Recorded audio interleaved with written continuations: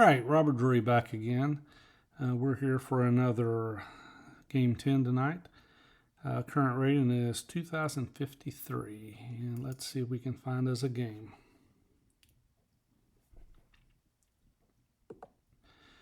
Okay, looks like I got the white pieces, and I'm playing an opponent with a rating of 2037. B3. Bishop to B2. Looks like he's playing fianchettled bishop, so it may be a little bit difficult for me to get my fianchetto on this side. Okay, let's go D3. Knight to D2. Knight to E2. Okay, we can get in our fianchetto now.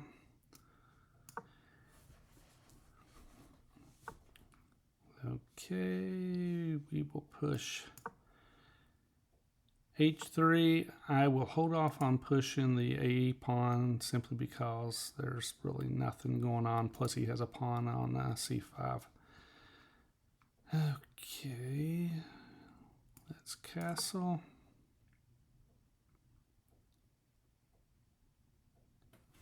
And now we are in. Okay, this is a little different than we're normally used to.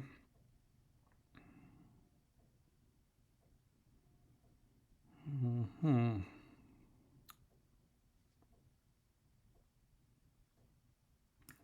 I go here, then here, I can put pressure on the queen, but is that going to do me any good?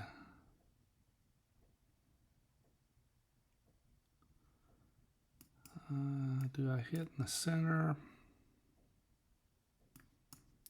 He comes back.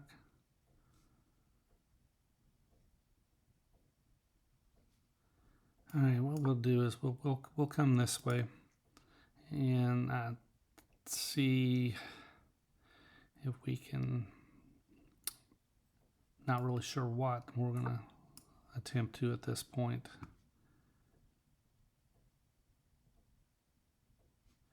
I can push here, come here, but what do I have? I can push in the center. Let's tell you what, let's push in this. We'll push C4. And let's see, he's okay. I didn't want to come here because of the bishop to there.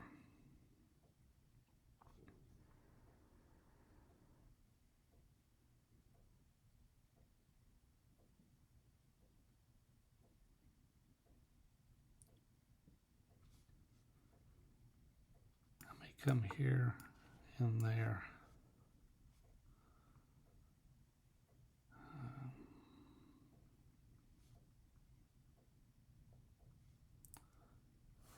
Okay.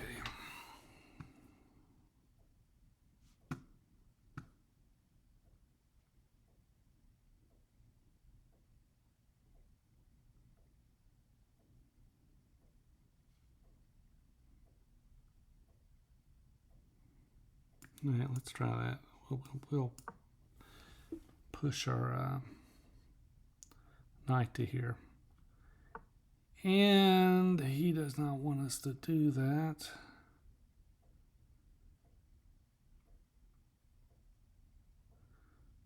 All right, let's put a little pressure on his queen. I'm also hitting the pawn.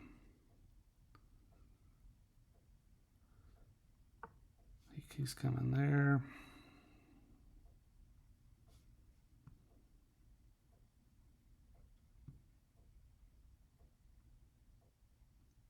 Let's take the pawn. Let's take the pawn.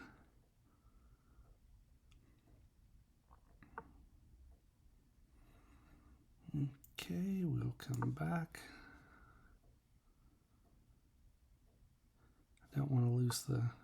And he comes. He's going to target right here.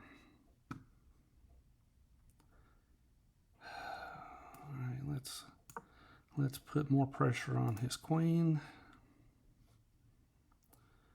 He doesn't have. He's got this square. All right, let's see if we can get his knight out of there. If he comes here, we'll just take it.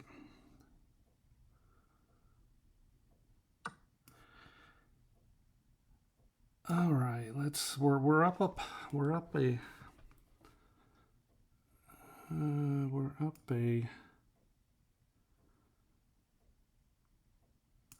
a pawn, so let's see if we can trade some pieces off.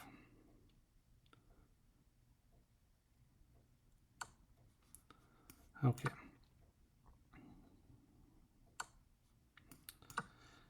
Okay, now we're up a pawn. He's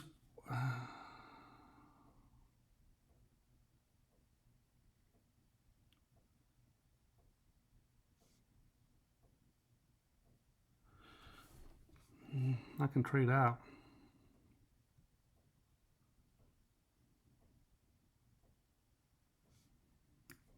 Do I have to take here first? He takes. And I take here. He takes. Queen. Queen.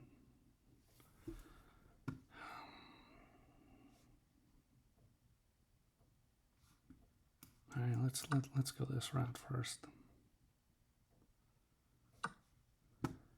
Okay. No, I can't do that. If I do that, he's just going to pin me.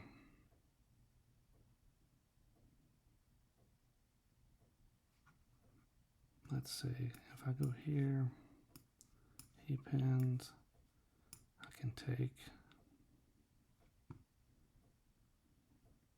All right, let's give it a go.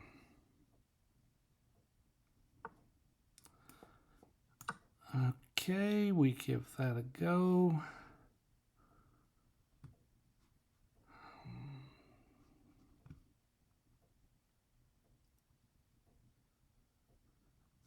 He's going to come here.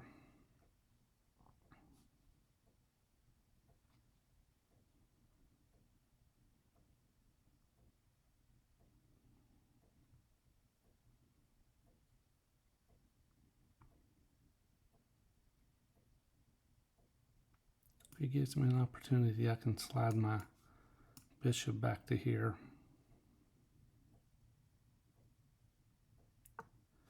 Said he disconnected. Okay, and we'll slide back. He's going to take. Okay, so I have got to take all the squares away. Take all the squares away that he can use. All right, take the squares away. Okay. I have got to get his knight off the board. And I can't get his knight off the board. He's found a square. He has found a square.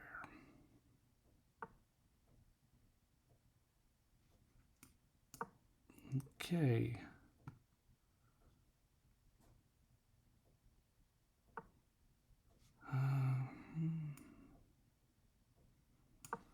Okay. He does not have the knight will fall. Okay. He's in deep trouble now.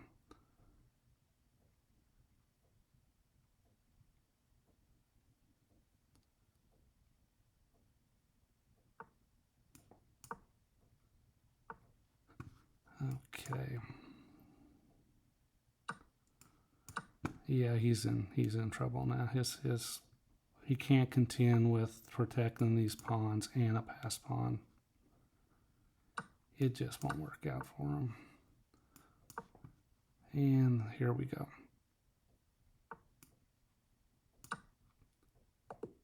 All right, he resigns. There was a quick win, picked up 8 points. I'm at 2,061 now. Let's do a game review.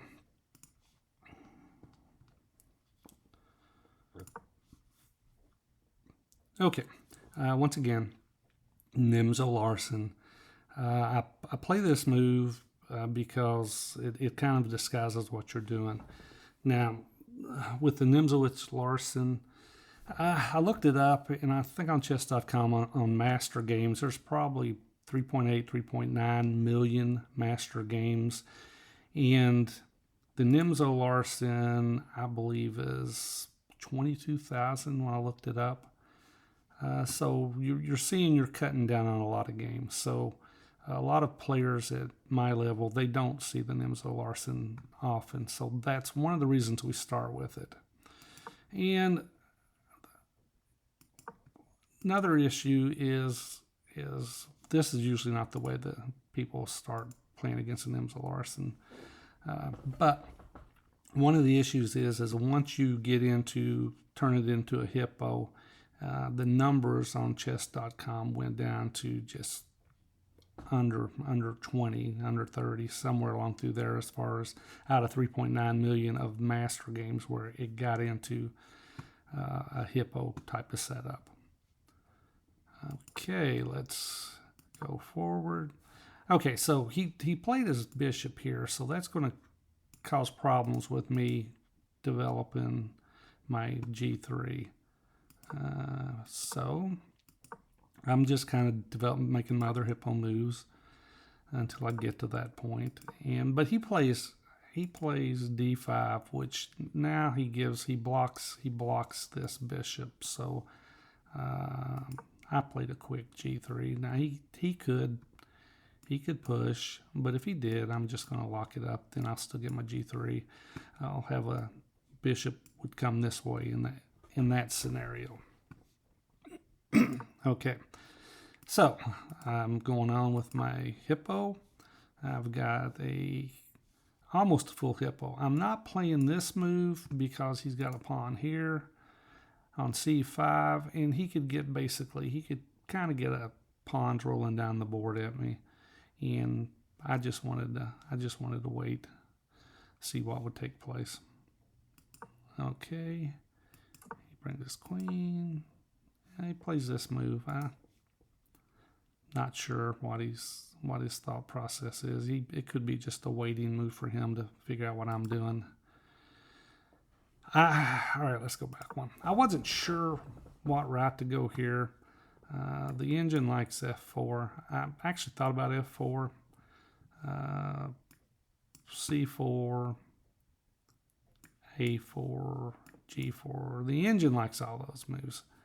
I went knight to f3, which, I mean, it's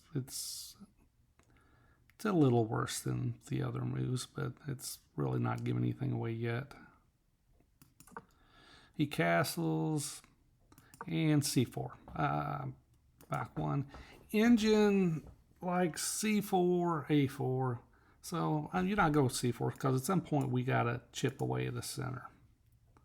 I go c4, he takes, and the engine actually likes b takes better than d takes. I just don't know if I would do that in this situation, simply because I wouldn't want this backwards pawn. Okay, so I'll go that route. He brings his rook over. Now, I've got to move my queen, but I can't move it here because he's just going to gain a tempo on me right here. So that's a no-go. So I bring my rook to c1, and he backs up. He backs this piece up, which not 100% sure what is. I think he ended up coming this route, or he went this route and down, but I don't really see. It's kind of slow, and I'm not sure what he's trying to attack. He just sees a hole he's trying to take advantage of. I come out tonight to c6, which now I can actually play my queen up if I have to, because I got a defender on this square. All right, well, he goes ahead and he takes the square, and I get a tempo on his queen. He moves his queen away, and the engine prefers rook to d1, queen takes d1, queen takes, rook takes, then the other rook takes. In the end, they go a6. In that scenario, I don't win a pawn, but the computer has a +2/3. Now, what I chose to do was to take the pawn. And basically, the computer likes knight takes, f takes, then bishop takes. And if I take it back with the bishop, the queen just takes the knight. So that's why taking the pawn was not as good as what I thought it would be. You've got tactics there that it just doesn't make it worth it. And under that scenario, black has a very slight edge.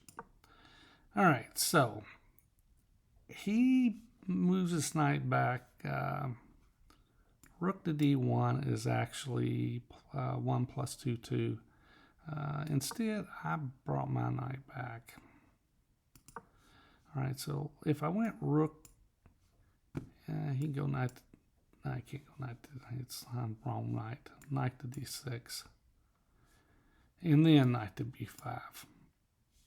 The computer likes that a lot better.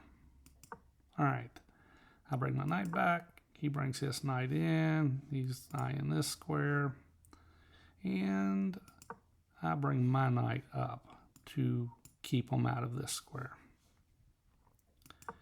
He moves his queen, and I kick his knight out. He comes down, and we just trade off knights. And at this point, we trade some pieces off. It was a bad move on my part, because I mean, right here, he just gets an advantage because I take.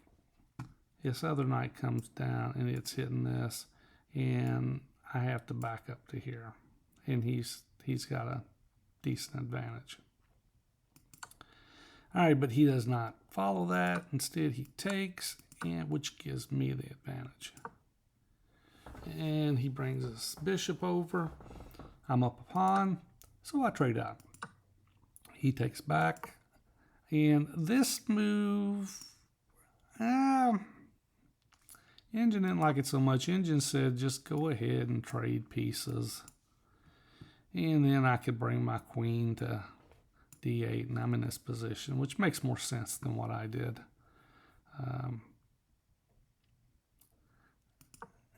I'm still winning with the knight move. It just gets a little bit messier. I take, and he comes back, and Engine go ahead and wants you to go b4 and work on creating a pass pawn. But I brought my bishop back. His queen takes, my queen takes, and now we're just in a full end game, and I'm a pawn up. Now I've got to restrict. If I can get the bishop or the knight off, I'm just got an advantage because there's a lot of pawns on the board, and I will be able to create a pass pawn. All right, I played this move to limit his knight. He moves up his pawn, and I played this move to take this square away from this knight, this square away from this knight. He's still got this one. He moves his pawn up. I move another pawn up, just keeping the knight out of this square in case I want to move my bishop. All right, he's trying to get his queen activated, or his king activated, and I'm trying to do the same.